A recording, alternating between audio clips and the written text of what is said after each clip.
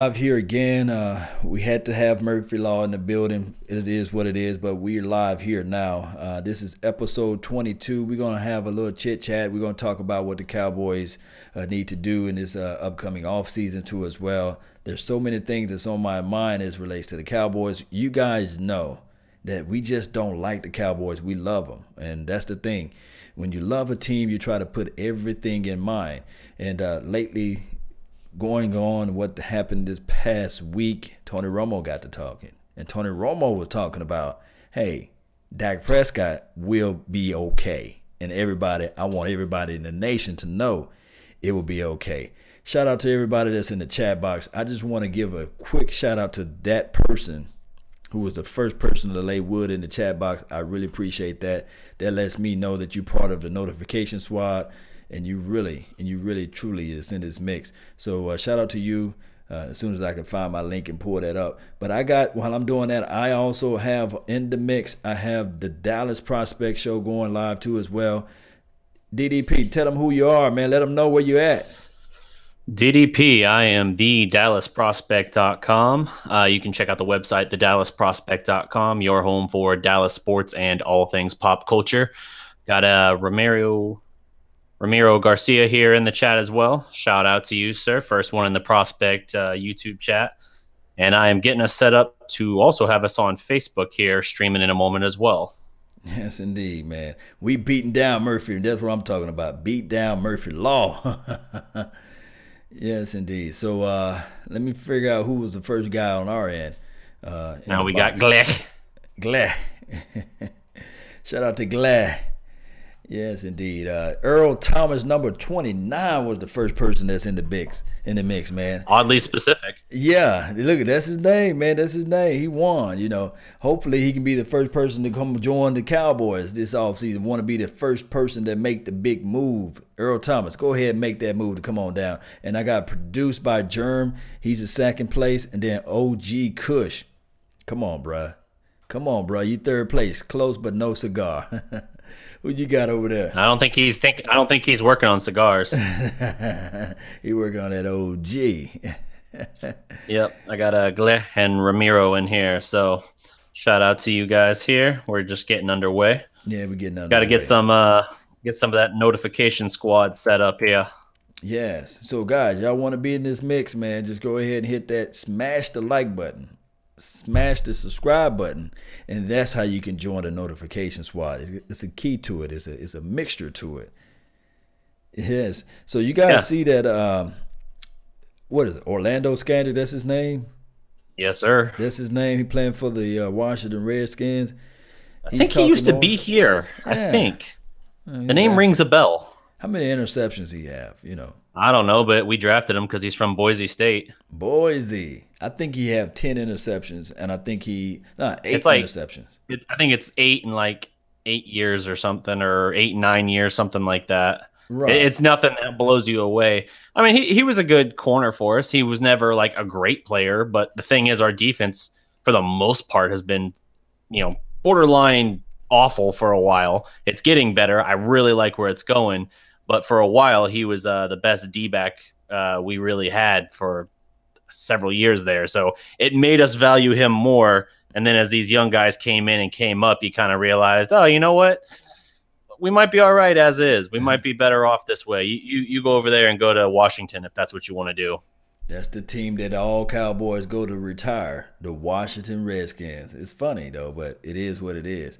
We'll see him twice a year. I know that we're going to be able to get some yards on that side of the field wherever he's at. We're going to get some. He's whiffs on the block when it get time to go against the run. He don't know how to shade his block. So we're going to see Ezekiel Elliott maybe give him the little shoulder love or maybe hurdle over him. It's going to be really nice. I can't wait to see this, man. I can't wait to see it. Absolutely. Man, so speaking of Scandrick, what were your thoughts? I saw some article the other day where he was basically talking about how he never imagined he would play for someone else in the division, to which I look at that and I say, didn't you immediately go to Washington, the first team you go meet with after Dallas? Was he released or was he just free agent? Well, he I honestly demanded. can't remember because I didn't Yeah. really pay that much attention to him at that point. He saw the writing on the wall. He saw Yeah. that he was not going to be able to get to play a full, next year, and he knew that they was going to try to trade him or trade bait him or what have you, or Yeah, to that's what it get was. basically Yeah. cut. And he was like, hey, just go ahead right now. I won't say a word. I won't throw the coaching or under the bus or anything like that. Just go ahead and trade me, or release me. Yeah. And then they did the latter. They went on ahead and released him, and he went straight there to the Redskins. Yeah, what I think is funny too, you remember the last draft, the year before in the draft, there was that story that floated out there saying the Cowboys were trying to get a third rounder for Orlando Scandrick.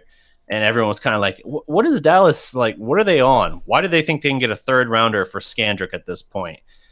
Well, from the Cowboys, we basically heard that they weren't floating that out there. I think that was Scandrick's own people floating that out there, trying to like set that assessment of his real value out there while the Cowboys were running crazy, drafting all these defensive backs and everything. So, I mean, well, let's see. No, that was 2 years ago. So yeah, that same draft. So I think that might have been something where he was trying to kind of artificially inflate his value, and it didn't go anywhere because, dude, who is going to give us a 3 for you at this point? I mean, the guy knows how to negotiate the money. So he did make the money according to like what he's the ratio of his playing time versus the money. He won. He won in the money battle because technically he knew not to just go too high for the money. He knew not to go too low for the money. So he won basically $28 million contract here, and I think he just signed a $15 million or $10 million contract there. And for the I guess the play that he put out there on the field, it's just not even where it's supposed to be at him. And what's this other guy named Terrence Crawford? Was it Tyrone Crawford? Tyrone Crawford. Yeah, Tyrone Crawford. They robbed the Cowboys. I ain't gonna lie to you, man. They robbing them.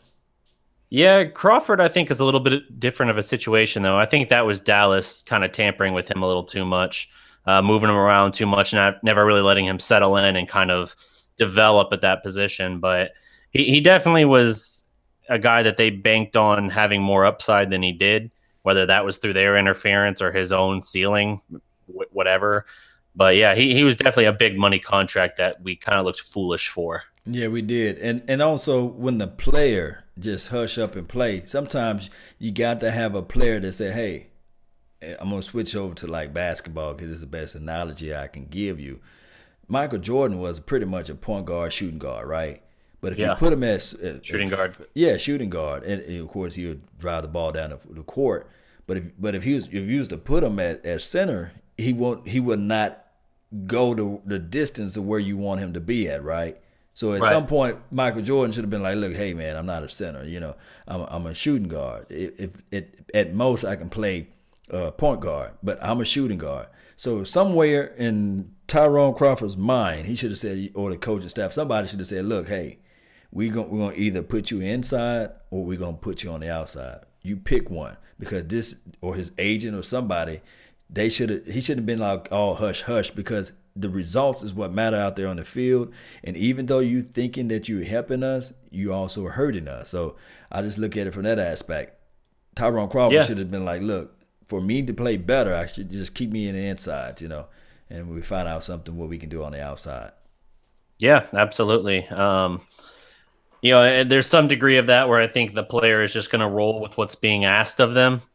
But at the same time, the onus is on you in that regard. If you're trying to kind of cement yourself and make the best impact on the team, moving around, you might kind of view it from the standpoint of, hey, I'm just doing what's asked of me. What more can a coach ask? It's one thing too, where it's like, at some point you got to kind of know, like Sean Lee, perfect example of that. That clip that we were talking about a while back, where he's talking to I think it's the linebackers coach at the time, just one of the defensive coaches on the sideline after Dallas gives up a passing touchdown. And the coach is telling him, no, you were supposed to do this. And Sean Lee's like, no, in this, my responsibility is this. It is literally physically impossible for me to do this and that at the same time. That's two different places. Like, that's one of those things where, like, no, he stood up and he was like, no, like, I get what you're saying. You're the coach, but you're wrong in this case. And maybe that was something to that effect, obviously in a more respectful way. You don't want to seem too belligerent, but right. I don't know. Maybe that was the answer for Tyrone. Regardless, he's here. I gotta think this is his last year. Right. Is this the last year of his deal? Do you know? It should be. I don't know for sure at all, but that speaks volumes of what the leadership that Sean Lee brings. The ability to face the opposition or also face the coach and say, hey, no, that guy ran the wrong route. I'm supposed to cover this particular part of the field. That speaks volume. That's why I love Sean Lee. And guess what, guys? That is what Earl Thomas would bring to as well. He would line up everybody out there in the backfield and say, no, you come down, you crash at this point in time, or you shade left to the right on this play, or you come down a little closer, you stop right here on this gap. And that's how you got to play this football. But shout out to Brandon Newkirk for making the donation to help grow the nation. He said, a long day at work counseling kids, and you always make my day. Hashtag the law line. That's what I'm talking about. I'm on people's mind, helping people go the distance.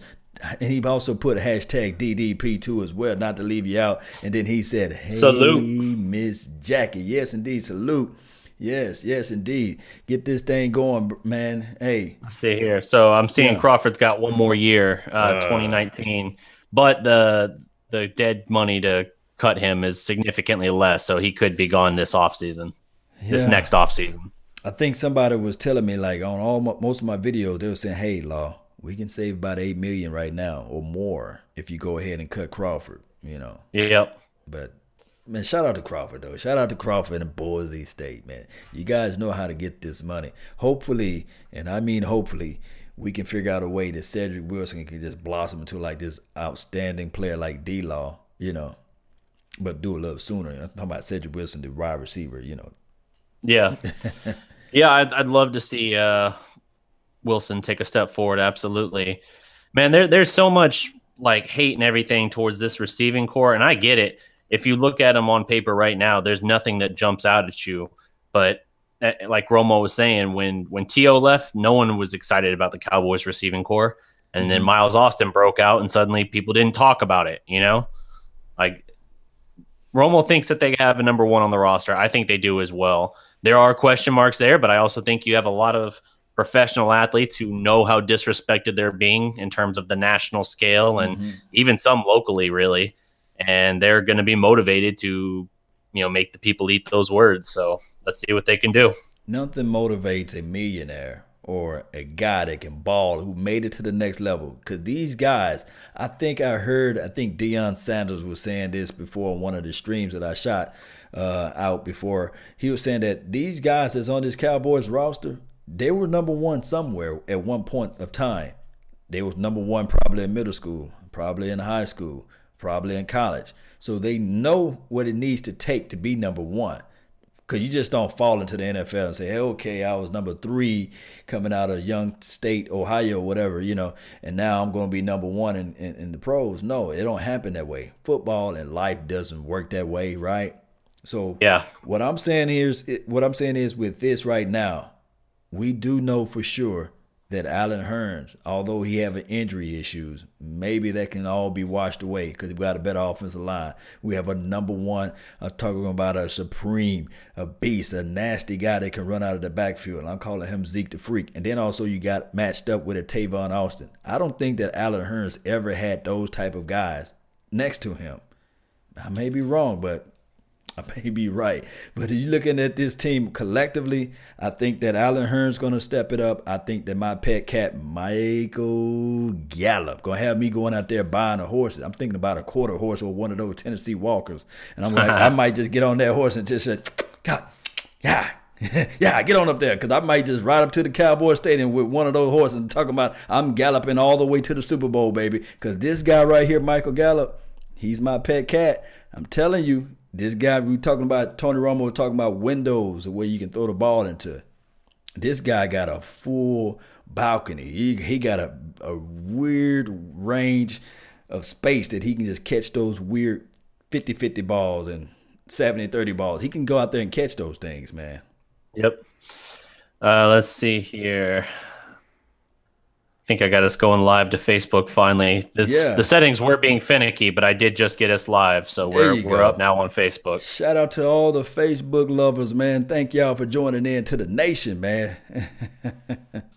But we also live on YouTube too as well.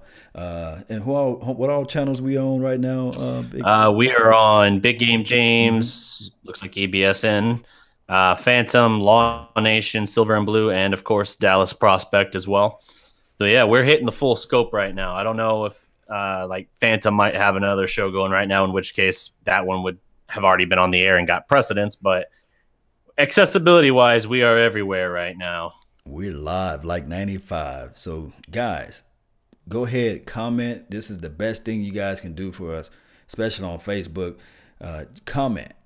Leave us questions. I try to go back and read every question that you guys leave us. Then I'll also do this as well. Share, join the notification squad. So when you're out with your wife or you're out with your old, lady, whatever you may want to call her, this show, when it pops up live, you'll be able to see our faces, and you guys can hear what we're talking about. We just recently talked about what it would be for what's this guy name? Orlando Scandrick, what he had done for us lately. And now he's on the Redskins, and we can't wait to see him twice a year, because this is going to be really nice for us to get Ezekiel Elliott to run on that side, because he's not really ready wanting to tackle anybody. And we also talked about Tyrone Crawford's unbelievable money that he made from the Cowboys, and I guess DDP was defending him a little bit, saying that he was moved to the outside and then they moved him to the inside, and he was here and there and everywhere. So that's just a quick recap of what we talked about so far. Yep, and we started to get a little bit into the talk on the receiving corps, specifically the Romo comments that you mentioned, talking about how, one, you don't necessarily need a true number one these days, but how he related it to Miles Austin breaking out for him after T.O. left town or was cut, how that receiving core had a lot of question marks around it too. Now, they still had Roy Williams, but Roy Williams was not what they expected him when they traded the world for him. Right. So Miles Austin breaking out and being the number one was a surprise there. And he said he actually thinks that there already is a number one on this receiving core, didn't he? Yeah, he thinks so. Somebody's going to rise up to the occasion. And I think I'm probably leaning more towards Allen Hurns. And I think the Michael Gallup may be the guy that can step it up too as well. That's my pet cat. And then also, don't sleep on Cole Beasley. We know what Cole Beasley can do. Beasley is the man, although he can rap too. We got his picture in this little icon here, but you guys know that Cole Beasley can flow, and he can flow out there on the field. And the thing is, when you have a Tavon Austin, it opens up everything. Let's see. I can try and find his freestyle, but that's only going to put it on the Facebook part of the stream, because that's the part I got up right now. Oh, no worries, no worries. Let me see what I can find. So it looks like we are live on Phantom as well right now. I was saying earlier I didn't know if we had that, but it looks like we do have that as well. So yeah, shout out to Phantom, and shout out to Incognito. Yes, I did see the Dak Prescott short, tight window throws. He's one of the best in the business. Although a lot of people like to cast aspersions on Dak Prescott, but my thing is the tight window throws. That's not easy to do, right? Do you think that to force that ball into that tight window? Yeah, that's tough. And he's an accurate guy. So with that being said, when you're accurate like that, I thought you were about to quote his stat from last year, where he has the best passer rating in tight window coverage. Oh man, I can drop this. Well, I don't have that stat. I have this one. I don't have the exact number of it. It was either the best passer rating or completion percentage, but it was something like that, where for what they defined as tight window throws, he led the league, Dak. Yeah. So again, that's a case where it doesn't tell the full story, but it does show that he does have some more arm talent than a lot of people want to give him credit for. Yes, indeed. And then if you look at the screen now on the YouTube side of the world, I do have the Dak Prescott targeting. I did this earlier on the day earlier, and Dak Prescott spreading the ball around. He's 14-2. He averaged 242 yards. He's 24-4, meaning that he passed 24 touchdowns to 4 interceptions, and his passing rating 104.5. That sounds like a radio station, when you talk about passer rating, when he passes the ball to 8 or more receivers. So with that being said, you know, I'm really having a lot of confidence in Dak Prescott. I really think that he's going to elevate everybody that's out there. And I think that also if you added in Ezekiel Elliott, to me personally, one of the better slot receivers that's on this football team, believe it or not, I think that this team is going to have surprise everybody. They're going to be punching people in the jaw. I'm about to play this Beasley thing here on the Facebook part of the stream. Facebook's not as harsh on copyright things, so I'm sure if he's working off of some beat that we do not own the rights to, maybe they'll take it easier. The YouTube side won't get it, so maybe we won't get cracked down on so bad. Right. YouTube will body slam us with that beat. There's Beasley. Yes, he's cold. So you guys tune into the Facebook link. He's playing the beat.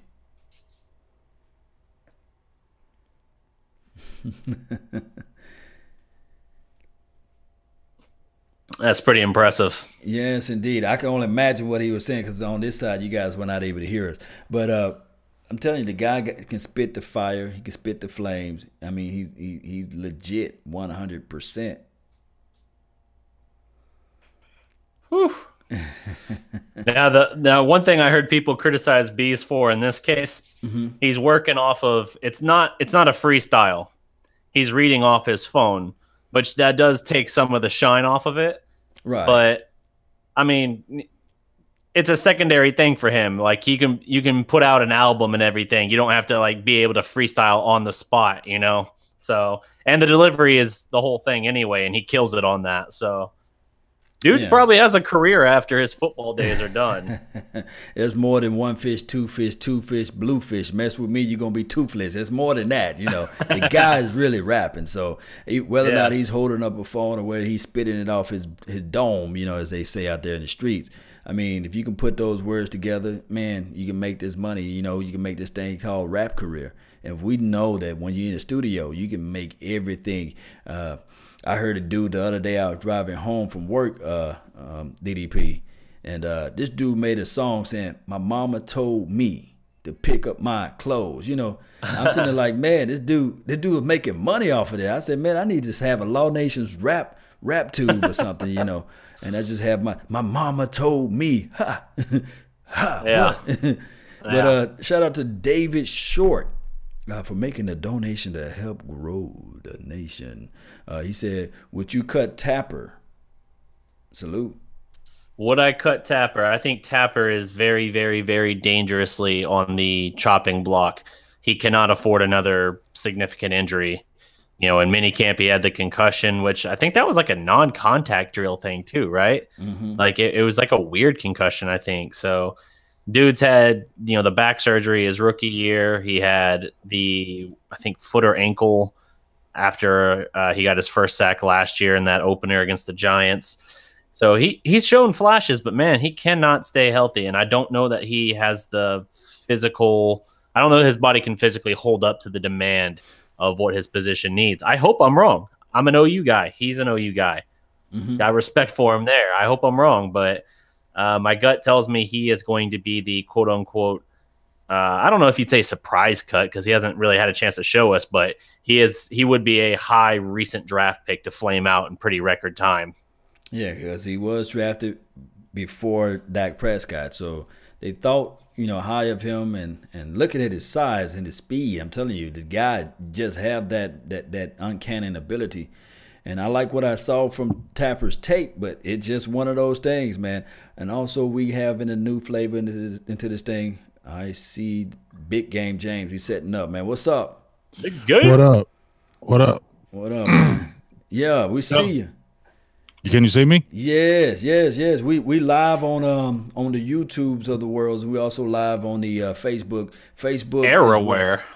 everywhere, man. I'm also on Periscope and Twitch. Oh, damn. MySpace, man. I done brought up MySpace, Black Planet, man. I'm everywhere, man. Oh, don't do that. Space. He's on the Black Planet. Well, we got Backpage out here in Columbus, Ohio. And I don't know if you know nothing about the Backpage.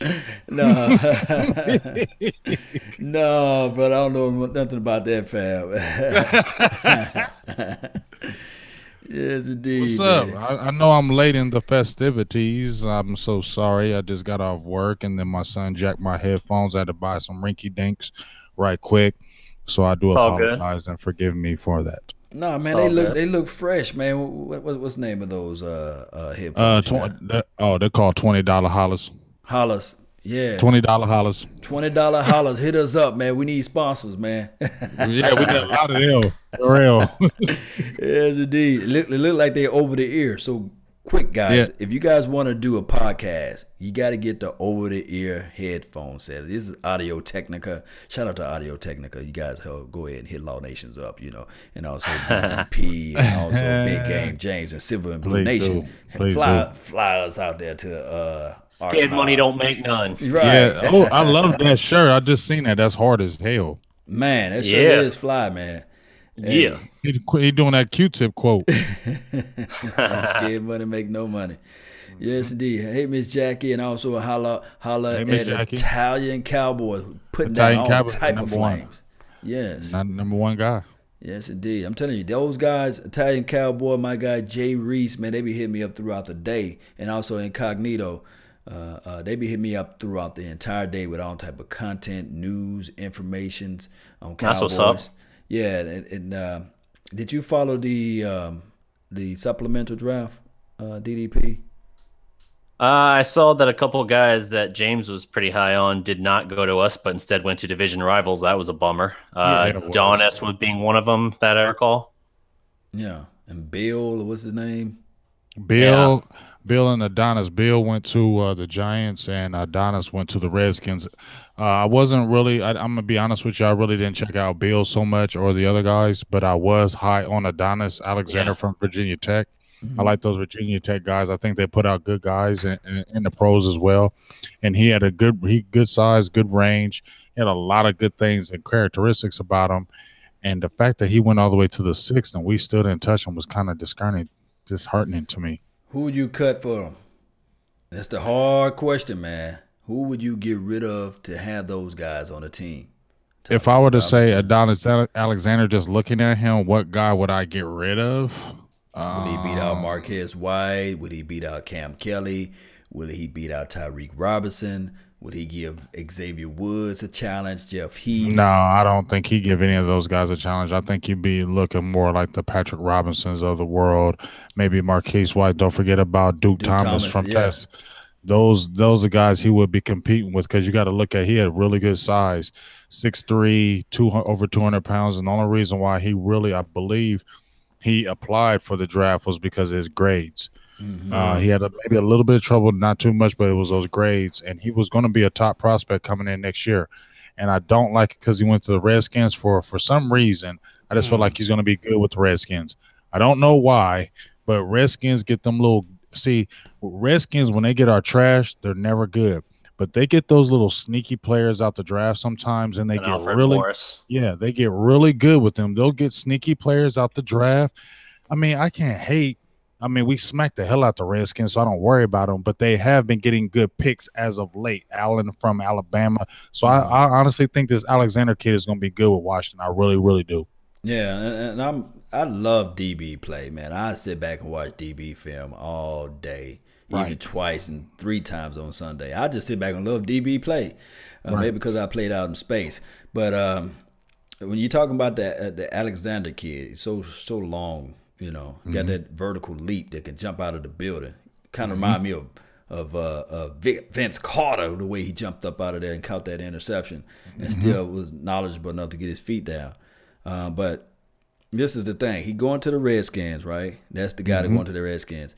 And the reason why he's can be projected to have such a good year is because you got number 24 out there, Norman. And I think that when you have a guy that can elevate everybody else with his chippery attitude and his demand of play, and he don't want you to just sit down and lay down, and he wants you to come down and tackle.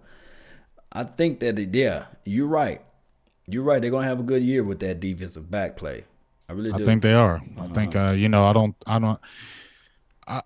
I'm not going to ever sleep on the Redskins. I'm not scared of them because, like I said, as long as they got Gruden as their coach, I'm okay. I don't care if they got Alex Smith. He's good, but he ain't great. Alex Smith ain't scaring nobody. He ain't scaring me. I'm sorry, he's been a lot in the league. He did great with Kansas City, but what did he win? You feel me? And they got rid of him. So I'm not scared of no damn Alex Smith.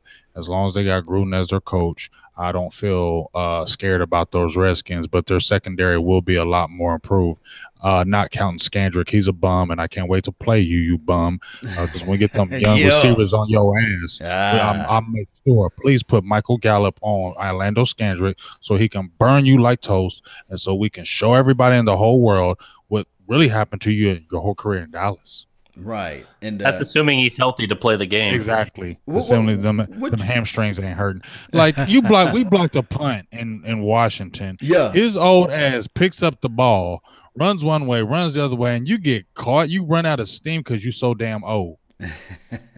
Hey, what was that link that people used to have when I think it was NBA Jam, and that dude make that trade and they say Toasty? Somebody need to find that drop. Yeah.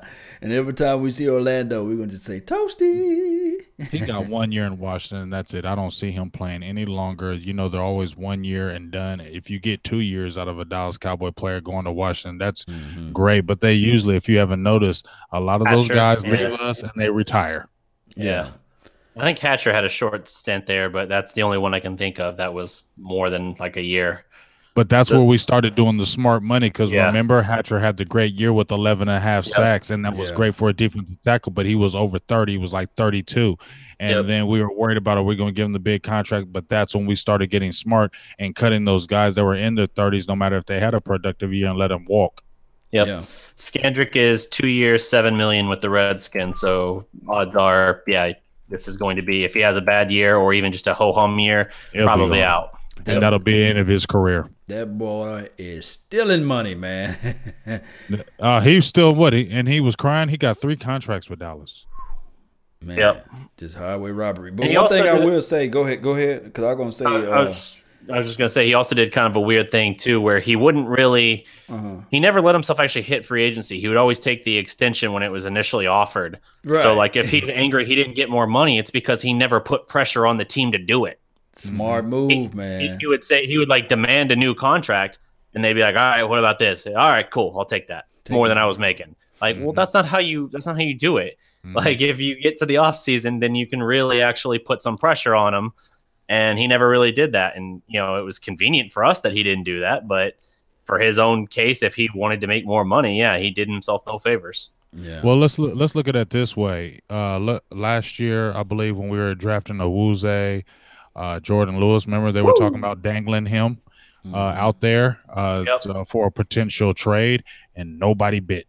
Nobody. I was talking about that earlier a little bit. It was actually believed to be his own camp that floated that rumor that Dallas was looking for a 3rd rounder for him, just to try and kind of like set the value of what he was worth, basically like inflate that value a little bit, because it doesn't sound inflated. Yeah, absolutely. That's why no one bid on it, and people when they heard it were like, "Is Dallas high? Like what do they think they're getting?" Good. They're smoking that Cali good. Yeah. What's that guy's name? Kush. Oh, OG Kush, man. He's so good, man. Yeah. He's smoking that Wiz Khalifa. Yeah, OG Kush. He was hooking him up. Made 3rd place today. He was 3rd person in the chat box, man. Shout out to OG Kush, man. OG Kush. Also, too, as well. Sugar Daddy over here. Sugar Daddy. Who else you got? Anthony Smith. Still got Ramiro and. What up, DDP? What up? And also got Voch Lombardi, man. Everybody go out and join the party. Go holler at Voch. What's up, Voch? What up, Bam Bam? Hey, he did a film session, a film breakdown on Adam Pac-Man Jones laying the fist. I seen that. Yeah. Hey, I love that, because let me tell you some reason why I love that. Because number one, Pac-Man always got the bad rap, and I know he a hood. He hood. But I was happy to see that, because I feel like that dude was trying to be flexing. I don't know the whole story, but I feel like that dude was flexing because he was obviously a lot bigger than Pac-Man. He was. And, Pac-Man ain't no big dude. He about, 5'8", 5'9". You know what I'm saying? That dude was big. So I feel like that dude was just trying to show out because he's an NFL player. I'm bigger than you, and I want to get a name for myself and get on TV and say I beat up Pac-Man Jones because I'm bigger than you. Yes. But you know what? When you do evil, evil comes back to you. And so when he basically because he attacked him. I mean, he hit him. I mean, you could hear the hit when he hit him in his face. Right. For the camera. He socked him good. Pac-Man came back, bang with him, and I loved it because, you know, I'm a little dude too. So, you know, I was getting excited about that, seeing the little man beat up the big man because I done did it too. Yeah, I done did it. But anyway, to see him, you know, because Big Boy, he was trying to grab at him, but Big Boy was kind of sticking him on a couple punches because he had that length and he had that, you know, he was taller than him. He had that reach. So when Pac-Man was trying to grab him, he was sticking him a couple times, but Pac-Man caught him with a quick one, but that leg buckled. And when his leg buckled, he fell on that knee. After it buckled, he sat on that knee. So that was some pain. And then Pac-Man came in with that good swipe. Black it when he was on the ground. And then it was over. And I was like, yeah, I ain't gonna lie. Please, NFL, don't suspend my guy for this one because he didn't do it. He was being cool and the dude was being aggressive, man. Don't suspend him for that. Yeah, and then I kind of heard some more of the story this morning. The guy ended up getting arrested. The guy that started the fight, he got arrested, and then he also got rushed to the hospital. Yeah, because you seen that he hit him when he hit that ground. Pac-Man hit him with that good one because you can hear it. It's a kick it. That's that when you fighting that fight night. That's that haymaker. Bam, right in the kisser. And I love seeing it because I love seeing the big man knock out the big guy, the little man knock out the big man. Because you ain't need that. But low key. Now, the next time Pac-Man fight, he got to get better on his stance. You know, he got to keep his feet separated and also take off the backpack. Take off the backpack, and you can't be reaching like that because a seasoned fighter would have reached when he hit a tore him out. Seasoned fighter would have did like this and got him. But you know, he had the lunge. But you got to look at it, Law. He had the lunge because Pac-Man was, like I said, he's only 5'9", 5'10", maybe. Right. I'm gonna give him 5'9". That dude looked every bit of like 6'2", 6'3". He was a big boy. So when I fought a tall dude before, and he was 6'7", and it was a hard fight to get up in there because you have to reach and get up there, and he's longer than you, so all he has to do is duck and then put his arms out, and he tagging you. Yeah, he was aggressive. I like his tenacity. So he won, you know. And then, of course, you always got to show out with the lady. When the lady is there, you cannot get knocked down. When the lady she was thick. She was thick. Oh, my God. Yes, indeed. She was a dog, though, because she was in the middle of it the whole time. Yeah, she's trying to keep peace. Yeah, she got to keep peace, man. She was in there, and the dude should have just folded up then. He should have been like, Shauna Holmes. Yeah. Yeah, he should. When he saw her, he should be like, you know what, you won. I catch you next time, fam. You feel me? Like it's all good. Yeah, but shout out to 5'10". 5'10". Okay, yeah. Look at everybody in the chat box say yes. Pac-Man, waka. Yes, indeed. And then shout out to the friend because when he was on the ground, Pac-Man was about to do the east side stomp. And he stopped him because he was really about to get him because dude didn't know where he was at, and Pac-Man was about to get about 3-4 good ones because Pac-Man wasn't gonna stop. Yes, indeed. It's just like me when I'm fighting a big guy, I'm gonna stick and move. But if that big guy ever do this. If he hit that ground, it's fists, feet, when they grab stomps, all that. It's over with. It's over with. And I'm gonna make an example of you because you're bigger than me, so I'm gonna really stomp you in front of everybody. I might put you on camera. Tinky. That was round 1, guys. So exactly. Slim fit, Noko. Yes, indeed. So what's up, man? What's the next topic, fam? Let's see. What do you guys think of the news that came out today? So I didn't get a chance to add it to the thumbnail. But NFL at the Hall of Fame ceremony will not even mention Terrell Owens now. Wow. Petty. Yeah. This pettiness on both sides is getting ridiculous. Like, I get not giving them, like, I get even not showing, like, all right, Terrell Owens, and, like, showing, like, any of his clips or anything like that. Like, I get it. But to just act like he's not even in the class now is kind of ridiculous. Yeah, sometimes when you're at that level, you know the NFL made $14.5 billion last year. And I know that T.O. always seeking attention because I know my guy, Big Game James. I'm trying to hold him back right now. I can just, you know, I'm trying to hold back the dog right now. You know how I feel about T.O., man. Yeah, they're trying to hold that dog back. I know you finna get go, so that's why I'm going to jump in now. You know what I mean? Sometimes the NFL need to just sit back and say, you know what? We are the bigger ones. You know, we're going to go ahead and acknowledge this young crying baby. And we're going to go ahead and know that the product that he put out there on the field is unbelievable, right? He wasn't expected to do none of this stuff. So we're gonna go ahead and be the bigger guy and acknowledge his accolades or what have you. And whatever he decided to do that show off the court or off the field or what have you, we're gonna let him have his fun. But we're gonna still acknowledge him, because 50 years from now, they're not even gonna know what all happened really. You see what I'm saying? They're gonna look at the stats, the stat munchers out there and the stat calculators. They're gonna look at the stats and say, this guy, number 81, that played for the Cowboys, played for the Eagles, played for the 49ers or what have you and beyond. This guy has some remarkable numbers, you see. And yeah.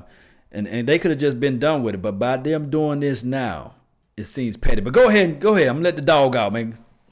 You know what? You calmed the dog down. How you said that? See, and you knew how to do that. You did that on purpose. Damn it, Law. You knew what you was doing when you did that, didn't you? Let me call Botch here. Let me call Botch. You knew what you was doing when you did that. Because, I mean, you're right, Law, as far as the NFL and the Hall of Fame, they do need to be bigger because it's a bigger entity than Terrell Owens. So y'all do need to be the bigger people and do need to recognize the man for what he did. So, okay, we get it. He a crybaby. He gets on everybody's nerves. Well, he gets on my nerves. I don't know if he gets on everybody else's nerves, but he gets on my nerves because even when the Dallas Cowboys signed him, I didn't want him. I was loving when Bill Parcells used to call him the player, and he wouldn't even acknowledge his name. I used to love that because everybody would always talk about how hard T.O. worked. I don't never take that away from how hard he worked or nothing like that. But all that extra stuff, not from no grown-ass man. I don't want to hear that from no grown-ass man acting like the way he does. That's stupid. And I don't flex with no type of people like that. And you an attention seeker, you a crybaby. You dogged everybody who didn't kiss your butt or didn't be nice to you. You ain't cried all the time to somebody. I'm over that. I don't want to hear anything from his crybaby ass. But at the end of the day, you're right about the NFL. They should have just been like, you know what? We're bigger than UTO. We're bigger than anything that you say. We'll recognize you, whatever. Because at the end of the day, like you said, nobody's going to be thinking about that 40 years from now about what he did. He had to go to Tennessee, Chattanooga, his school, because wasn't nobody going to induct you, dog. So don't sit there in front like somebody was going to induct you. The Cowboys weren't going to induct you. The Niners weren't going to induct you. The team that should have. The Bengals, who? The Eagles? Hell no. So you had to go to college for anybody to give you some kind of props because you burnt every bridge that you was with. And don't say you don't. And it's always somebody else. Just shut the hell up because it's always somebody else. Oh, there you go. There you go. Always somebody else with him. Everywhere he goes. Did you ever hear him? He's heating up. You ever hear him say, I did it? Did you ever? I mean, have you ever in any of his conversations ever hear him say, you know what? I made a mistake. That's my quarterback. You ain't never heard him say. He said that's my quarterback. He did say that's my quarterback. Oh man, Romo, y'all leave him alone. Can go to hell. I think part of the thing on the T.O. front too. It's no secret his financial issues he's had in recent years. You broke as hell. Now shut up. Right, and when you're getting inducted into the Hall of Fame, I mean, think about now. Obviously, Jerry's Jerry, but whenever you're being inducted, it's almost at this point like understood, like you're throwing like this huge party like up there like the week of, right? Right. If he's broke as a joke, but not really wanting that to be like public knowledge or anything any more than it already is, it kind of makes some sense. That and what you were saying about how no one really wants to claim him anyway. I mean, like when he got put on the Legends edition of the new Madden in a Cowboy uniform, my reaction was like, oh, really? Right. Okay. And then I wouldn't have. I certainly don't consider him a Cowboy legend, so that's an interesting angle. But whatever. So yeah, he's basically been divisive anywhere he's gone. Like people say that we hate Dez and that we give Dez a hard time, saying that he was like a distraction or caused issues in the locker room. Man, it's nothing compared to what T.O. would do. Like whether it was calling Jeff Garcia gay. Whether it was literally dividing the locker room in Philadelphia and challenging basically anyone on the defense to a fight. Hugh Douglas was gonna knock your ass out too. Yeah. So like, there's no comparison between him and Dez. So anyone thinking that we're saying like that's one and the same, no, it is definitely not. You've got to throw in this DDP. They were drawing up plays the night before in the dirt. T.O. we're talking about Number 82. Him and Witten. The little Oh, yeah. Drawing up plays tonight, yeah. I mean, I'm sitting there thinking, like, really? And I mean, when he said that in Dallas, when he said that against Romo, I knew it was over. I knew he was done. When he said that with Romo, I said, oh, yeah, you gone. You said that about Romo and Witten? Oh, you gone. Yeah, why would we side with the 30-something-year-old receiver over the – at that point, Romo was, what, 28, 29? And Witten was the god up in there, so you can't say nothing about no Jason Witten. So T.O.'s last year in Dallas was 2010 or was 2009 his last season, maybe? I'll look it up. It was 2000 because he came over, what, 2007, didn't he? Yeah. No, he came in 06. 6. He came 07. I think it was 6 to 9. What yeah, because he played with Bledsoe. Yeah, because he played with Bledsoe. He played with Bledsoe. Yeah, right. Which was 06. 06. 05, 06, right? 06 to 09, I think. 06 to 09. Well, that'd be 4 years. He played 3 years. 4 years. Yeah, I think he was. Yeah, I'm pulling it up. And everybody was talking about Dez Bryant dropping the ball. That T.O., man, he was head falling parquet. I mean, he made it so perfect. That Green Bay game, you know, he did the popcorn in the face celebration, and then later had one literally squirt through his fingers in the end zone and got picked. I was like, you left butter on your fingers, like literally butter fingers. How are you gonna do that? I mean, I think the one year he was balling with us. I mean, he led the league with drop passes. I think he had 15. That 6, year. 7, and 8. That was his years here. 6, 7, and 8. Yep. So I mean, how many times? I mean, let's be honest. How many times did we watch T.O. drop the ball? Even with Dallas, he made hella great plays with us. But how many times did he drop easy passes, especially when he was about to get hit? Do y'all remember that Sean Taylor game? You remember when he was talking all that trash and Sean Taylor said, "I'm gonna beat your ass." And every time he went across that middle, Sean Taylor was lighting him up. And he was dropping that ball because he didn't want no parts of no Sean Taylor. You can be all big and muscular all you want to and lift the weights and look strong all you want to, but that don't mean you knocking out folks. Yeah, man, I didn't even remember that when we got T.O. in 06. He was already 33, man. He was no spring chicken. We had him 33, 34, and 35. He had 2 more years in the league. He needs some milk. That's what he needed. Although he was big as all outdoors, but he had the levels of drops that we didn't like, you know. And he never had good hands. Yeah, he was a quote unquote body catcher, you know. But he was a body catcher. He never put his hands out. I mean, you could tell, like when he had them long passes, you would always wonder, would he bobble it? Because he was good for them bobbles, man. Man. And the thing is with this now, we don't have a receiver with that type of mindset now, like the T.O.s of the world, and even the more subtle complex of the mind of a Dez Bryant, you know. So this is going to be a brand new team because we don't have that guy no more. So that's been going on for years for us to have that, like, not calling Dez Bryant a diva because we know for sure T.O. was that diva.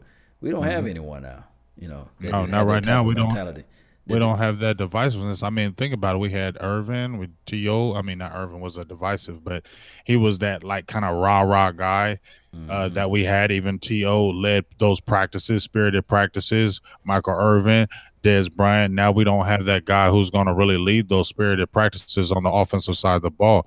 So it's going to be like a void when you see training camp. But at the end of the day, that's a good void. Now you have somebody who has the opportunity to step up, and we can see what they can do. And you know, we just seen the picture of, you know, Deontay Thompson, Gallup, Hearns, Lenore, all those guys working out with Dak. All those guys want to make a mark, and we'll see who steps up. But I definitely like that Gallup kid. He's a big kid. He's a big kid. Yeah. I got a T.O. drop stat for you. What's that? From 06 to 08, so his Dallas tenure, Owens dropped balls at more than twice the rate of the next 8 most productive pass catchers in the NFL. So more than twice the rate of the next 8 best receivers, basically. That's terrible. Yeah. But when you get all those receptions, they'll look at that. But let's think about it. If he had better hands, think about how many more receptions he would have. Yeah. Man. He's what, second on the all-time list. Is it receiving receptions list though? Receiving. I think it might. Yeah. I'd be receiving yards because he had quite a bit of receiving yards. Would you rather have a Marvin Harrison or a T.O.? Did Marvin Harrison kill a guy? Allegedly. Hey, he's supposed to be popping somebody. I ain't mad at that. I'm just saying, like, honestly, if we're comparing off-field stuff. Well, off-field, give me T.O. T.O. don't do none stuff off the field, you know. No, I mean, I think the only thing only the reason why I lean more towards T.O. than Marvin Harrison because of the size. I'm gonna keep it real. That he had size and he had speed. I think he could run every bit of Marvin Harrison. Marvin Harrison was more that technician guy. He was a technical guy. Like, he was going to catch that ball. He was going to get you them first downs. He wasn't going to beat you crazy deep, but he was going to technically kill you because he was going to kill you route-wise. Yeah. Tough back and forth because you got an explosive guy on one end, then you got a super technical guy on the other. Who do you really take? I guess I would take T.O. by the very slimmest of margins, even though I don't like you because I just thought he was more explosive. Okay, so the T.O.'s second all-time in reception yards, 15,934, and Fitz is going to catch him this year because he's he's just over 400 away. Oh, damn. Fitz is going to be the second all-time? Yep. Wow. Now, he deserves that. Let me give a shout out to those in the chat box. They saying shout out time. Shout out to Italian Cowboy D Will Juice 21 and who got Sports Guru 95. Shout out to you too as well. Chris Lungley and who else we got into this thing? KD Brown.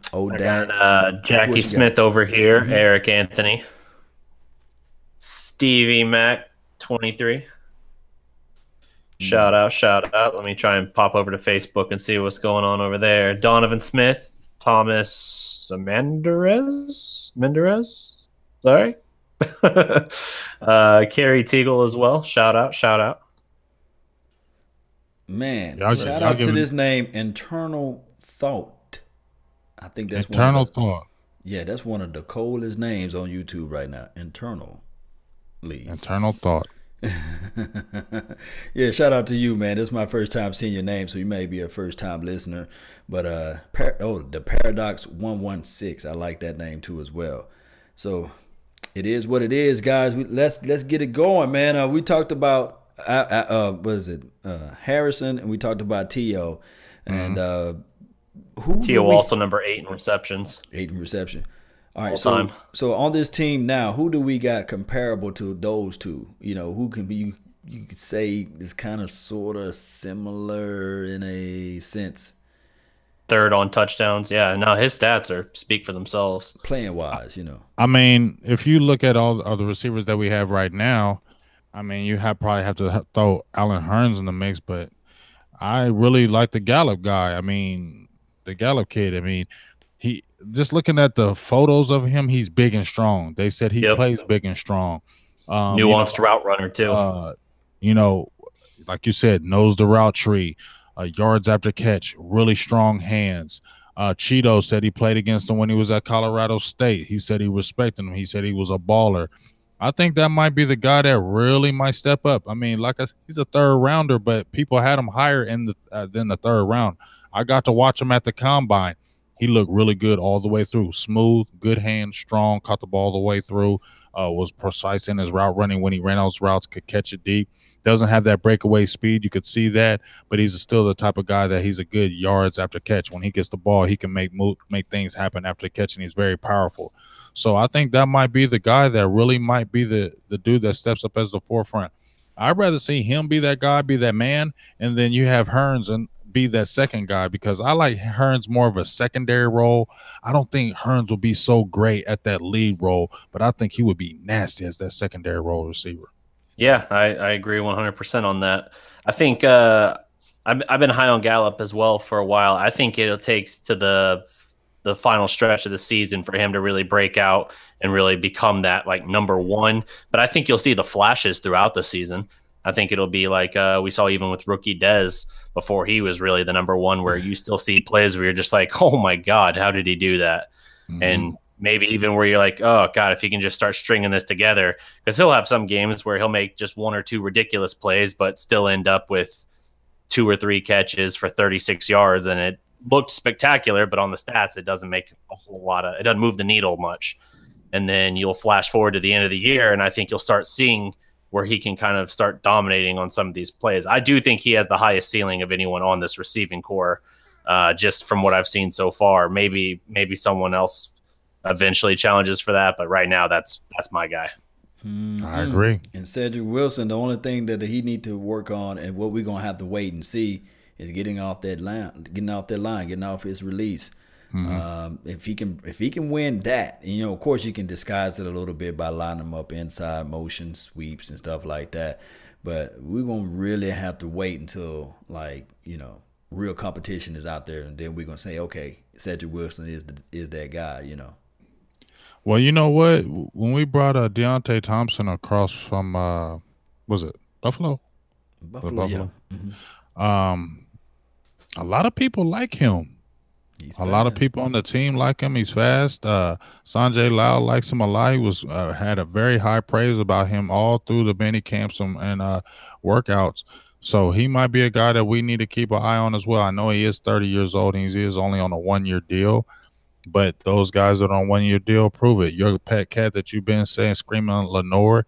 I just really like the core that we have. I know it's not the dominant core, and I know a lot of people or a lot of the experts have us rated very bad, bottom half of the NFL, pretty much across the board. But at the end of the day, I still like the competitive part of it, because now you see guys that are feeling like, you know what, I got a chance to be the guy. And when a player maybe feels like he has a chance to be the guy, maybe put a little more effort into it than you usually do, because now the competition is open, where it was when Dallas had Bryce Butler, Terrence Williams, Beasley, Bryant. There was no, you're not cracking that 4. You're doing a bottom feeder. Now you don't have that. Now you have a wide open race, and guys, it's going to be a lot more competitive, where it was last year. Those receiver spots were set. They were, and they wasn't budging at all. They weren't budging. You weren't getting no time. You saw Bryce Butler; he didn't get no work. Yeah, they was high on the aspect that we went 13-3 the previous year, and then they was looking at it from the aspect of saying, okay, we rested on our laurels. Yeah. I think part of it too, though, was because of Dak. They looked at it and said, okay, we have a young QB. We want to keep everything as similar for him as we can in year 2, because a lot of these young QBs who come in and can kind of flash in the league, they're on bad teams generally. And so you see massive turnover, whether it be the coach, the offensive coordinator, change in the receiving core or something to that effect. I think Dallas, between being 13-3, I do think they, as you said, rested on their laurels. But I also think they probably considered it a good move, just from the sense of like, okay, we're keeping everything the same for him, other than the fact that they switched out Whitehead for Switzer. Other than that, they kept his entire setup the same, and they hoped that they could get the same results, and that clearly ended up not being the case. But I think that was part of the thinking at the time. Yeah, you're right. They probably thought Zeke wasn't really getting suspended either. Right. Yeah.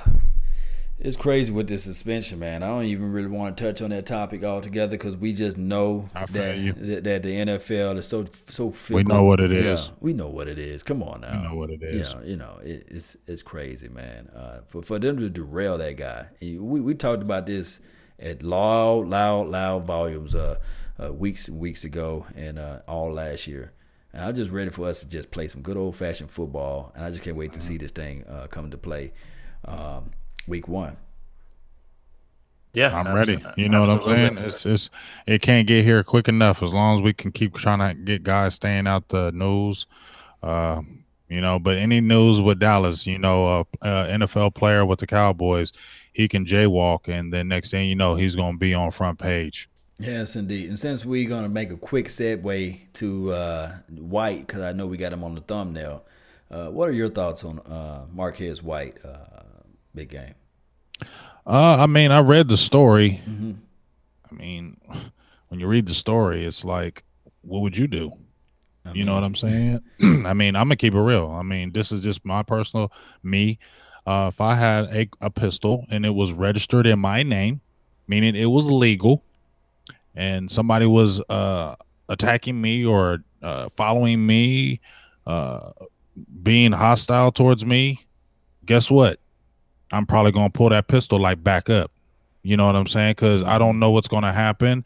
I don't know what, you know, first of all, this is 2018. These people are crazy out there in this world now.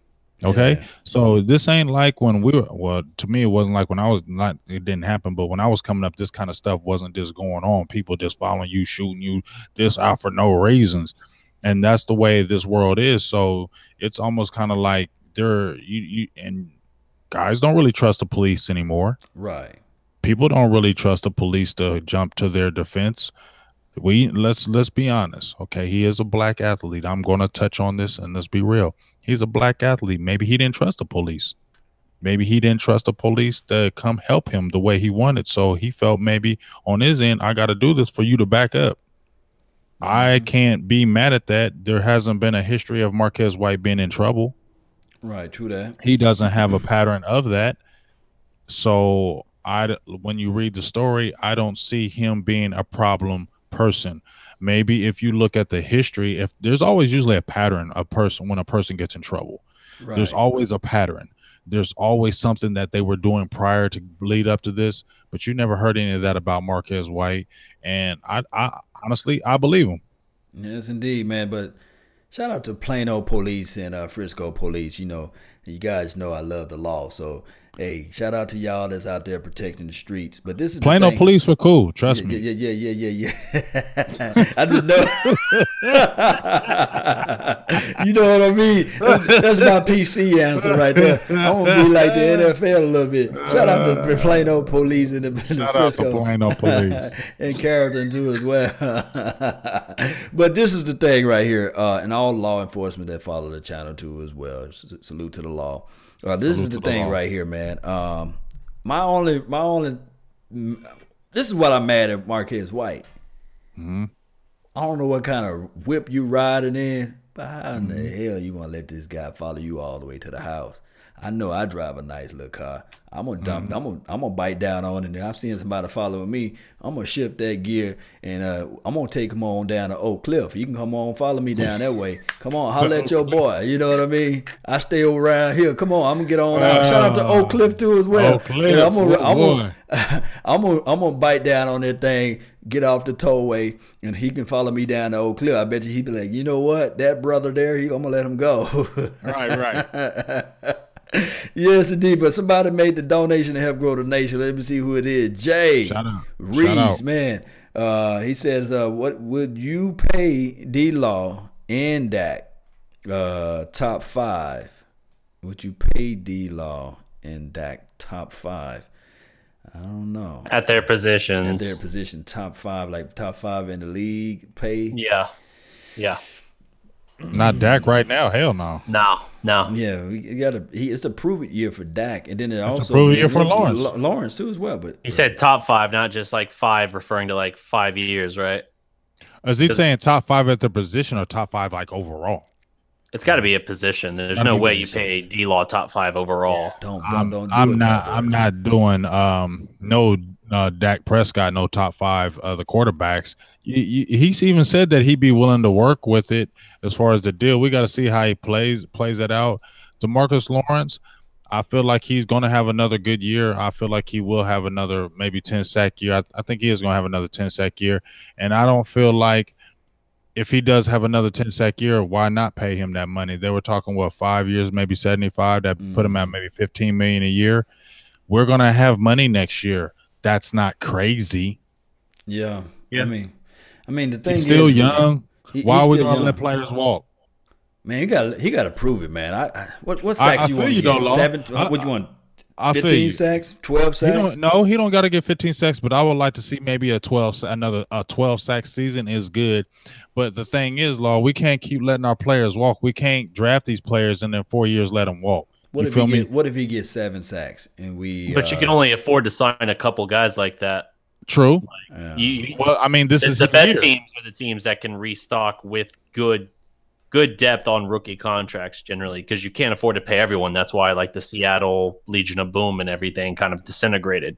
But see, once guys started getting paid, they could only keep a couple. Right. But that's why they drafted Dorrance Armstrong Jr. I feel like they covered their tracks by getting another defensive end, just in case he walks. They have somebody as far as ammo behind him. I feel like that's why they grabbed him too, and Coney Ely. I feel like they were covering their tracks for him. They signed Coney Ely to what, a 1-year deal as well, right? So yes. So if DeMarcus Lawrence doesn't do that, if he doesn't make it happen, you have a young guy in the fold. You still have Coney Ely, who's 26. So if those guys are on the team, I feel like they did that as a backup plan. Let's try to get Lawrence in a contract, but let's also get these guys in the draft and free agency. So if he does walk, we got people to cover us. You know I'm gonna make you mad, right, fam? You know I'm gonna make you mad, man. I'm gonna push that little button right there. What would Bill Belichick do? What would he do? You know. Man, you know what Bill Belichick probably do? He probably trade his ass. No days off. What would Bill Belichick do? He would package his thing together, man. He would probably trade his ass, especially if he started getting real frisky with those contract negotiations. You know what Bill does. If you start getting all high and mighty and demand money, I mean, he did it to Chandler Jones. He did it to the other kid that plays for is D-Law better than Chandler Jones? Hell no. No. Hell no. What did they get from the Cardinals for him? Shout out Vic G and Jackie Smith in the chat. That's something for DDP or one of these people out in the chat box to get. But I think somebody in the chat box, man, please. He got a decent deal. What he got a good deal. He got rid of somebody else too as well. He went to the. He was a good player. He went to the Cleveland Browns. That's what I was talking about. He went to the Browns. March 10th, 2017, 5-year, $82.5 million extension with the Cardinals. Chandler Jones. No, what did they get? What they got from what the Patriots? 5-year, 82? 82 and a half. No, the Patriots. I mean, the Patriots. What did they get? What they get in return on the trade? Okay, let me look that up. Yeah, and then what they get from the Browns, or they kind of like escaped from that contract? They got. I think they got draft picks from the Browns. Yeah, and I seen a pattern. Picks. Most of the time, the Patriots, they draft around, 28, 29, 30, 31, right? You know what they do? I was just looking at their team, and I'm going to have to really break down the numbers on this.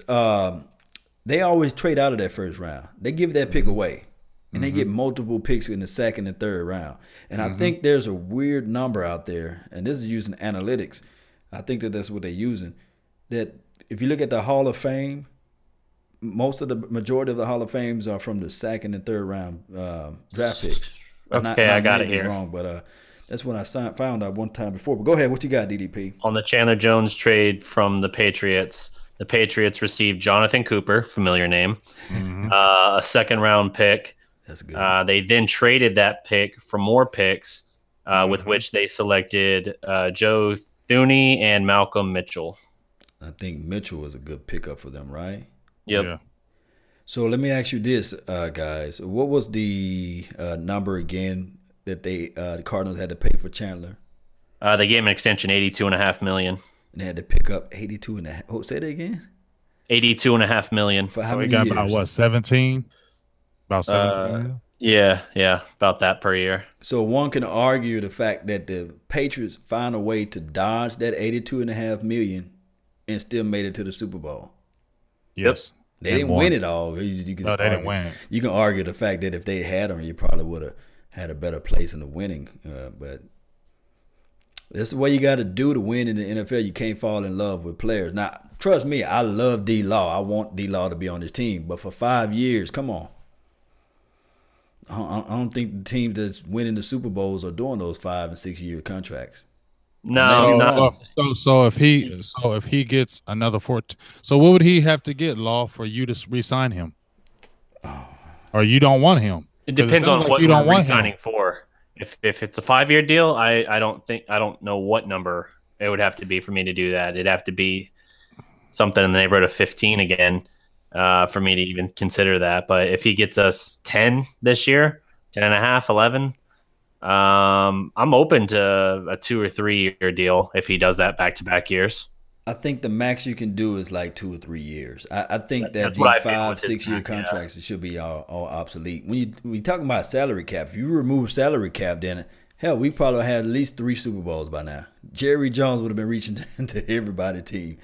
But that salary cap kind of makes you think that the only way you can win it if you keep your quarterback happy and you surround pieces around him. And then when the receiver or anybody gets beyond 3 or 4 years, you got to move on from them, especially your draft. So basically, you don't think DeMarcus Lawrence is a cornerstone piece of the defense? Basically, that's what you're saying. I think you can afford to pay 2 guys on that line, and how you pick that's your choice. I think he certainly could work for that. I don't know if I don't contract getting ready to come up. Yeah, but I'm talking about like the defensive line. Sean Lee, yeah, his deal will be coming up, and even if they do give him some kind of extension, it's not going to be long term. You would think at this point. Well, so the only one on the defensive line will really deserve a big contract will be who? Because they're not going to give David Irving that money. Yeah, no, it's not going to be Irving now. Law, sorry, I interrupted you a second ago. No, I said without doing my homework, because I haven't did my homework on this guy, so don't crucify me. But the thing is, I'm really thinking that the Patriots, they don't go beyond 3-4 years on players outside of the quarterback, and maybe they putting Gronkowski out there. Maybe they're gonna get rid of him. And I just don't see it. You have to be an elite level player to get almost like a second deal with the Patriots. Right. So it's fickle. I don't know how to really craft this thing, but I'm looking at the teams. Just look at the filthy. But we also got to look at this too, Law. Go ahead, talk to me. The AFC, I don't give a hell. AFC is whack. Right. Whack as hell. The AFC East sucks. Right. Buffalo, Miami. Who else? Buffalo, Miami. Jets. We don't Jets. Now come on. You should win freaking 13 AFC championships in a row. And what, the only team you're competing against is the Steelers every year. Maybe the Chiefs. Maybe this team. You're not competing against no teams. It's not as strong as the NFC. It's like the Western Conference and the Eastern Conference in the NBA. Okay, the NFC to me is the Western Conference, and the AFC is the Eastern Conference. Now, I know they've been winning some championships on because of that Brady crap, but at the end of the day, if you took away New England and them, who else was in them Super Bowls? What, Pittsburgh? Because there wasn't no other team in the AFC. Yeah, Pittsburgh's the only other team in the AFC I can think of. Denver had that one little coup. That's only because they had Peyton Manning. That's only because they got Peyton Manning. The one they won though wasn't because of Peyton. That was because of the defense. Peyton was just a passenger on that bus ride. But still, it's Peyton Manning. Hey. Yeah, the previous one they went to and got drilled, that was because of Peyton Manning, like that they were there. Shout out to Buck Bill. He said, "How about this, guys? A 3-year contract with $50 million guaranteed." What? For D-Law. I think that's what he's saying for D. 3 years, $50 million guaranteed? Guaranteed. I mean, $50 million guaranteed. No, that's all. What's that divided up? Those with a quick math, Hit me with the figure one more time. 3 years, $50 million. Three divided into 50, guaranteed. 16.667. That's like how much is it? That's what he's getting now. He's getting the franchise tag. Yeah, because what, $17 million? Yeah, so it's basically his current thing, guaranteed for 3 years. I mean, so what was our problem? Let's look back. You say you learn from history, right? Mm-hmm. What was our problem with Brandon Carr, the used car? He had a $50 million contract, right? Yeah, how many years? Contract. That was like a sticker price, is what Jerry called it. That was like what, almost 10-year deal. But it still hurted us every time we looked at that deal. We like, man, Brandon Carr, we can't. Yeah, but it was the Brandon Carr, like I was telling, last year, the Brandon Carr effect. That's what altered in all our contract negotiations. It seemed like because of what he did. But Dallas overpaid for him because we were desperate. Remember, at that time, we were desperate for cornerback help. Everybody was talking at that time. Remember, everybody was having the big cornerbacks, and cornerbacks were hot, and we didn't have nobody. So we went out there and reached for Carr. He had Carr was decent with the Chiefs, but he wasn't no dominant player. I mean, he came from some let me ask you this. Played opposite not to cut you off, but $40 million, right? You know who that guy is, right? Played for Boise State. They put him in the inside, and they thought that this was a bargain of a deal. He may be the next Sue. I heard that from the talk tracks of the Cowboys Nation. Wasn't that a reach? We're talking Crawford? Crawford, $40 million. But at the time when before they signed him to that big deal, Crawford was balling out as he was playing the tackle position.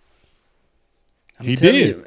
He did. You can't tell me that Crawford, everybody hates on Crawford, and I'm not saying Crawford is dominant, but when they moved Crawford from that defensive end that first year and they slid him to the inside, that's when he was playing good. What happened was when they started moving his ass back out to that defensive end where they should have never did it because he's never been great there. He was almost – remember when his first year, he was almost that guy. He was almost getting there. He was almost getting there, but he was never getting the sack. They put him inside. He was quicker. He was kind of like the Jay Ratliff. He wasn't the big guy, but he was quick, and he can use that quickness to get them sacks, and he played better in the tackle position.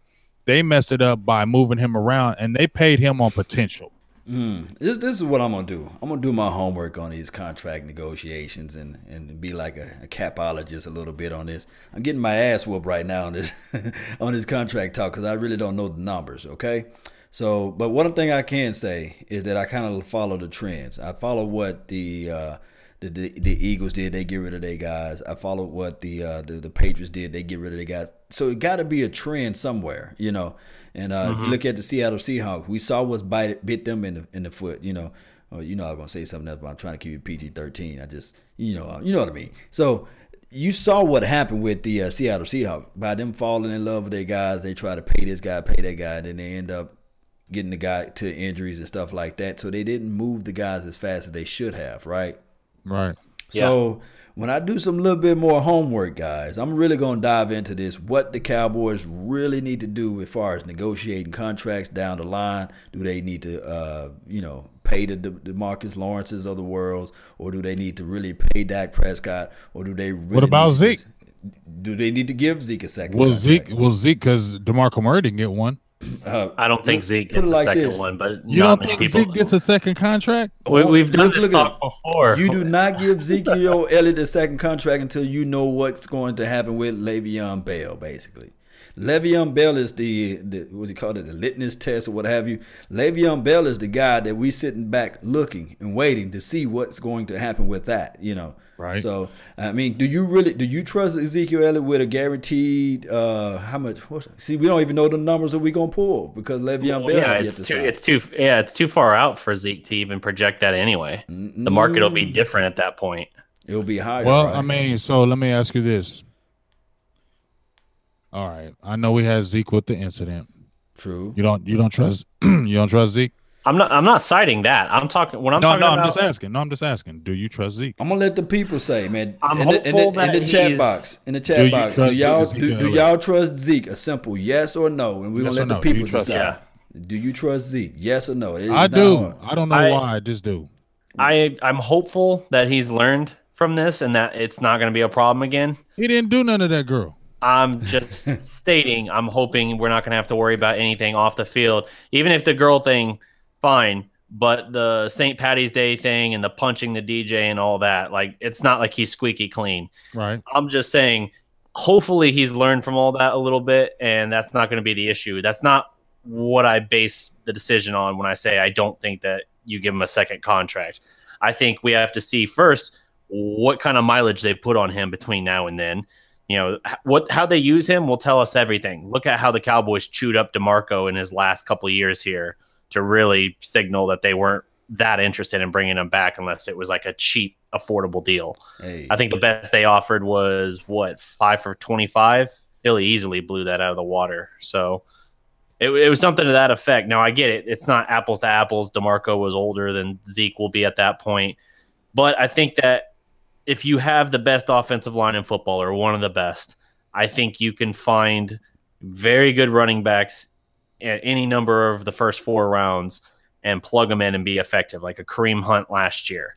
Mm-hmm. Kareem Hunt, I know it's not Zeke, but I still think that for the allotted money you have to build your team, I think there are too many running backs you can still plug in and still be really effective and do everything you want to do for the most part, and still build something better with the rest of that money you save, whether it be the defense or receiver or whatever. That's just my thinking. Is because of the allotted money considered, I think that's better spent elsewhere because you can find something close enough to what you got out of Zeke anywhere in the first 4 rounds and keep it on a rookie deal. Man, hey, I think if Zeke just demolishes it this next couple of years, I think he might get a second deal. He could, and I wouldn't hate it. I'm just saying that's my impression. I just feel like in my heart on this one.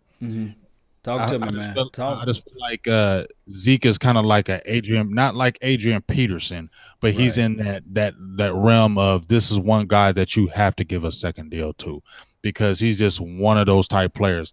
Zeke is not the regular running back. Zeke is not the regular player. Zeke is not any kind of running back you're just going to see every year come in the league. I know Kareem Hunt was balling, but he ain't no damn Zeke. I know he had a good rushing yards last year, but you can watch Zeke and you can watch some damn Kareem Hunt, and you know who's better. So if we're talking Kareem Hunt style production versus Zeke, but you're paying Kareem Hunt rookie deal, 4th rounder rookie money, versus Zeke on $12 million a year, DDP, which would you rather have? Yeah, I feel you. I just think that money is can be spent somewhere else. I didn't know he was painting us in the corner. I know when he said that. I know what he was going to do, but that's okay. I know where he's going with it. I feel you on everything you're saying. I mean, the proof is in the pudding. When we lost Murray, we got Darren McFadden, and we had Joseph Randle. That was a bigger step off, though. Yeah, but he still was the 4th leading rusher in the NFL. Yeah, our offensive line still did its thing. We still were. If Romo wouldn't have got hurt, we still would have been formidable. We still would have won games. So I agree with you. What you're saying in that aspect, that we don't need to break the bank on a running back and allot the money and allocate the money to other positions that may need it. I guess maybe I guess I have something for Zeke, because I just feel like he's just one of those generation type players. Yeah, he very well could be. He very well could be. He could be an Adrian Peterson, where it's not until 3rd contract that you're like, oh, okay, he's losing it. I was just about to ask that question. I was going to ask you guys. And everybody in the chat box is the landfall. Is everybody saying that, okay, you go ahead. We trust Zeke, and Zeke we trust. Everybody. I think only one person said no. So I thought you were going to say they were all trashing me. Like, no. Everybody said they trust Zeke, and I was going to raise that question. And I'm like, I trust Zeke, but I don't trust the NFL. This is the thing. I just don't trust Roger Goodell. I trust Zeke. You know, Zeke is innocent of everything. It's just that I just don't trust Roger Goodell. And then on top of that too as well, I was going to ask the question, and you beat me to the punch, DDP. How many contracts did the Minnesota Vikings gave Adrian Peterson? Because that's the way I look at Ezekiel Elliott. And what was his number? I think he got two really big deals. 2 real big deals. Yeah, and the last one didn't. But that last one, when he signed, they knew. I mean, you knew when he signed that last one, he wasn't going to finish that one out. That was just kind of like just a piece. I mean, it's kind of known, like when you're playing in NFL, if you have to be a really, really good player to get that second contract. I mean, you have to. And more times than not, you're only going to get 2 deals in the NFL. You only get 2 contracts. Let me throw this at you too as well. Both of you guys, and I know you guys don't follow the Vikings, but somebody in the chat box can help us out with this. You can't even remember, outside of Brett Favre, who the hell was the quarterback for Minnesota Vikings? Jackson. Y'all know him. Okay, go back. Christian Ponder. Wow. Oh, wow. So it shows you, when you pay all that money to one spot on your I can't even talk today. When you pay all that money on one spot on your team, you end up losing. It cripples you in a sense. I mean, the classic case in point is, look at the Baltimore Ravens. All right, what happened when they won the Super Bowl? What did Joe Flacco get? Yeah. He got all that money, and their team crumbled right after that. Of course, Bradford, another one. Wow. But one can argue, when they put a good quarterback around Adrian Peterson, they was balling. That was Brett Favre, right? Yep, the one really good year Favre had left. They should have been in the Super Bowl, and Favre pulled the Favre and threw the dumbest interception in the NFC Championship. You know why? Because he wanted the glory. Yep. And that's why he's always been, and that's why he didn't win it. If he would have just played regular, but he wanted that glory on that last pass. Yep. And we ain't talking Adrian about had a terrible game that game too. Yeah. He fumbled. Didn't he fumble? Adrian had two horrible. One was in the red zone, and the other was at I think in their half of the field. So it went completely the other way against them. And I think the Saints got a touchdown out of that immediate drive. Right. But yeah, he was killing them in that game. Adrian had like one of those weird games where As dominant as he was, he did have a problem with fumbles for some reason, which is weird because dude's built like a tank, 6'2". And they said his hands are huge. Oh yeah, and his hands will swallow your hands. I mean, there are so many stories, whether it's from OU or whatever. Which, by the way, his OU tie is why I know anything about the Vikings. Oh, that's right. That's right. So yeah, there are all kinds of legends on, like pretty much urban legends and stuff or whatever on like his handshake just being like insanely powerful grip, even when he showed up at 18 years old at OU. And it's just weird that a guy that dominant had that many issues with fumbles in his career. But yeah, that was one of those games. He had something like 120 something yards, like 2 touchdowns, but also 2 fumbles, and both of them were crucial. Yep. So yeah, so that's someone said Fran Tarkenton in the comments. That's old school Vikings. We were talking Adrian Peterson. Fran Tarkenton was a beast, though. Oh yeah, no doubt. I was trying to keep within the Adrian window. Yeah, I was watching some Fran Tarkenton. Yeah. Yes, indeed, man. Shout out to Brandon Newkirk, Ahmad Rashad. Yeah, Ahmad Rashad and all those guys, huh? Robert Smith, you remember him, huh? Yeah, but see, you know, it's so funny that when people used to watch like NBA Jam and watch Ahmad Rashad, I guess they would assume that he was like a basketball person because he did basketball with Jordan now. But Ahmad Rashad was a dog. He was a dog as a receiver with the Vikings. Ahmad Rashad was a beast. You know, I think Culpepper's the last like really good guy that they had for a good stretch until his knee exploded. Yeah, Randall Cunningham had that. Couple years. Yep. Brad Johnson played good with him. He did. Did he? Yeah, Brad. He was passable for him. Did all right. With the Teddy, what happened to Teddy, man? That damn knee. Bridgewater, yeah, he blew up his knee. But he's doing good over at where's he at now? They like him over at the Jets. All right. Let me run through this list here of all the QBs for the Vikings in Peterson's window. Peterson left just last year, so Tavares, Jackson, these are starting quarterbacks, by the way, guys that started at least one game. In no particular order, huh? I'm going from oldest to newest. Okay, go.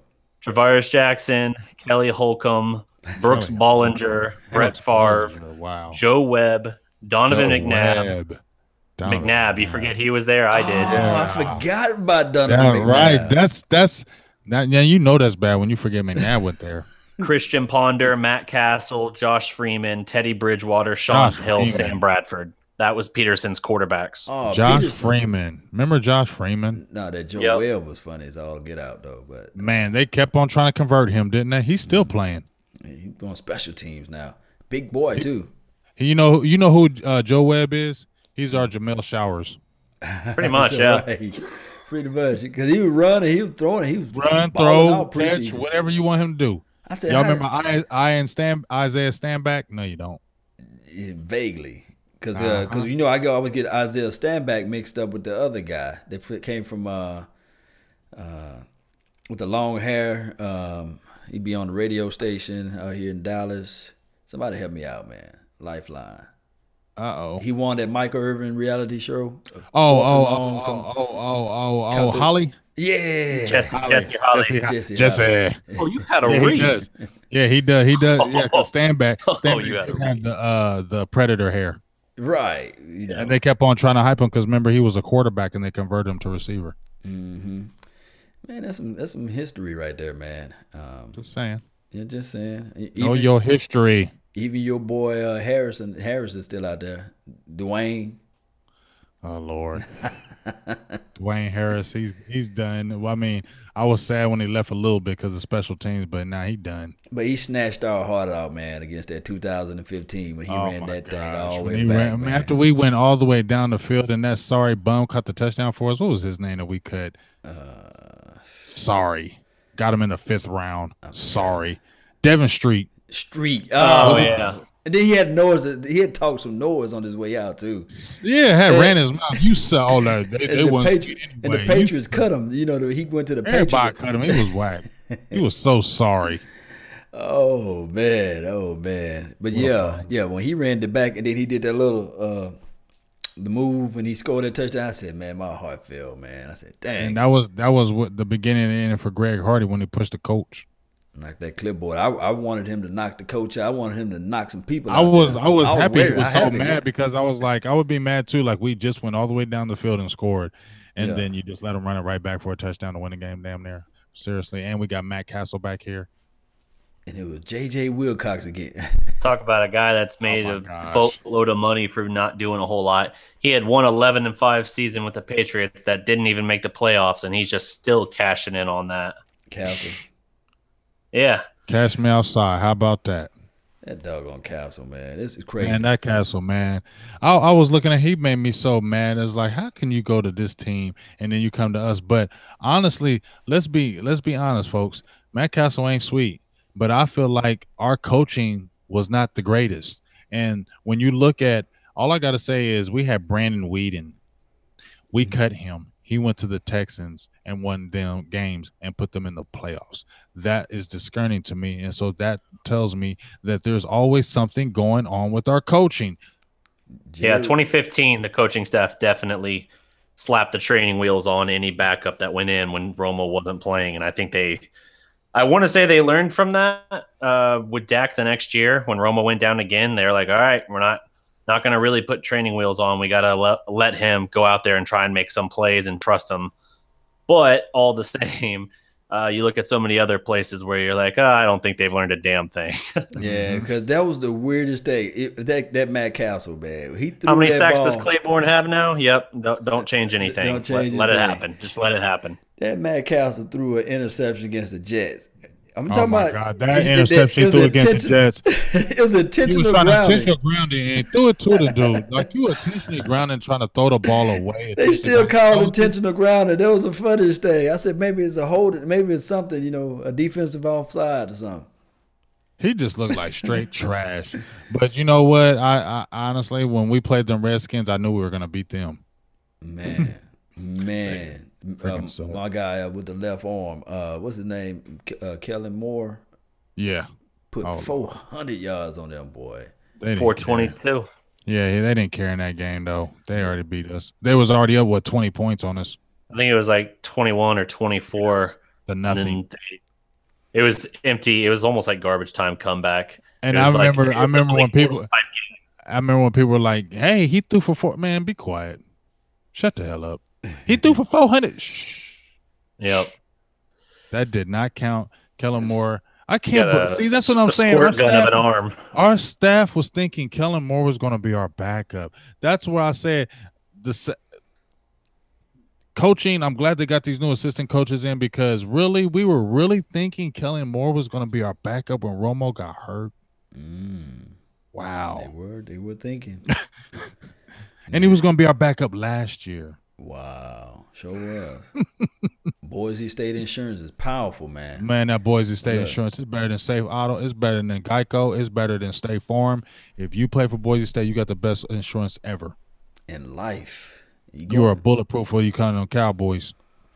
Yes, indeed, man. We've been going live for a minute, man. What's good, man? What we want to close out with, man? Because we training camps in 2 weeks. Training camps in 2 weeks. I'm hopefully going to be down there. G is going to be down there. Just a quick plug. Silver and Blue Nation. Producer G is going to be down there August 14th through the 21st. So I think there's a preseason game going on during that time. So I think he's going to be at camp at least a couple of those days. I am about to get my ticket. I'm going to try to be there from around the 2nd all the way to the 6th because that's a good time where they're playing. I believe the blue and white scrimmage is that weekend. I believe it's Sunday. So that's one of the reasons why I want to get down there. So I will be down there around that time going to camp, trying to chop it up with them guys, with the fan, Ari, whoever. We trying to kick it, get good footage for you, get in them camps, all that good stuff, and get that scrimmage on live. And you saying, yes, sir. Who you gonna fly? Southwest, fam? Who y'all got? The cheapest one, my dog. Okay, cool. I might you feel me? But I had to just, good prayers. God put the hands on that plane. Yeah, get us there. Spirit flight. You feel me? I'll fly Spirit too if I can get down there for $49. I think Dallas probably got a ticket like that, because got an international airport, I mean, I need to have to go down there and meet you, man. Meet up. Man, you have to come down there because I've never been to Oxnard. I've been to Cali. My homeboy actually lives in San Diego, so I'm gonna be out there. But I'm excited. I've always wanted to go down to Oxnard, California, to that camp. I've wanted to do it since I was a kid, and now, forget it. It's time. It's time, man. We bring them camcorders and all that stuff. All that good stuff. Yes, indeed. So, yeah, I'm gonna try to get out there to one of the things. They're gonna have some type of camp out here towards the latter part of before the Governor's Bowl, right? Yes, they will. Right before they break, because they go hard in Oxnard, and I think it's like the last few weeks they do it. They ended up in at the Ford Field the last couple of weeks before they prep for these last few preseason games. Yeah, so anybody in the chat box, man, break down the information about that Ford, how much it costs, what time, and all that good stuff. Let me know, because I'm going to need to get down there too myself, since I'm right here in the heart of Texas. Yes, indeed. So, DDP, man, what's on your mind before we run up out of here? Oh, man, I think we've pretty much run through all the prime topics and everything. I think we're good to hit the wrap button here. Yes, indeed. So, guys, shout out to Phantom. We live on Phantom, EBSN, as well as the Big Game James Show and the Silver and Blue Nation. We live on all those platforms, Twitter, Twitch. Guys, it's just, I must say, it's on flame. It's on flame. And also, don't forget to support. We got PayPal links down in the description box. Support our PayPal, support the Patreon too as well. They'll help us get tickets and stuff like that to go out to the game live, so we can do interviews. You guys saw Big Game James doing the interview with the greats out there, the young rookies, Tacos, the Supremes, and the Jordan Hip Pocket Lewis. So maybe he can do an interview with Zeke. You know what I'm saying? Yeah. Maybe that could come around, you know. Yeah. So it's so many things, guys. So that's what help us out as a nation, man. Getting out there, putting our voice out there we the voice of the voiceless, right? Yeah. We're the most known unknowns. Yeah, the unknowns. That's what we should name the podcast, the Unknown Podcast of the Dallas Cowboys, you know. Yeah, the unknowns. We the unknowns. We're the most known unknowns. Yeah, it's only going to be relevant for a little while, though. There you go. I know, right? Because then when we blow up, I mean, we all know what it is. It's going down, but like you said, Nation, just keep on. If you can, keep supporting, because we're just trying to get closer to the action. We're just trying to get closer to the players, trying to make all this stuff happen, open more doors for really the people. I'm not even gonna call them fans, because I'm still a fan in my own right as well. I'm not bigger than anybody else, but what I do want to do, like we've been talking about, Law and DDP, is get closer to that action. Like I said, the biggest thing is, to me, is that I want to see these players for myself. I want to watch Randy Gregory for myself. I want to watch Tapper. And then I want to come back and tell you, I don't want Brian Broaddus telling me every time this dude is this, and I'm not seeing him. You feel me? Because I'm coming through those views. I give you that good live. You're going to see it from yourself. We'll all be able to talk about it. But at the end of the day, I don't want to keep going on ESPN, Sports Channel, NFL Network. I don't want to go on their eyes. I want to get our eyes there and bring it to the people. Yes, no doubt. The people should give us the feedback, and that's what we like to say, man. Like I said, it's always best to be seen and not viewed. And don't forget to hit the like button. Smash the notification button after you hit the like button. Share DD, share Dallas Prospect, share Law Nation, share Silver and Blue Nation, share Big Game James, share those pages, because the more outlets we get, the more doors open for us to make more things happen for you guys. Straight up. Indeedy. And that's all the time we have for today. I really thank you guys for yours. Hey, this is the Dallas Prospect Show. Every legend was once a prospect. Yes, indeed. And remember, you guys are listening to nothing but the best. Salute. We're out. Peace.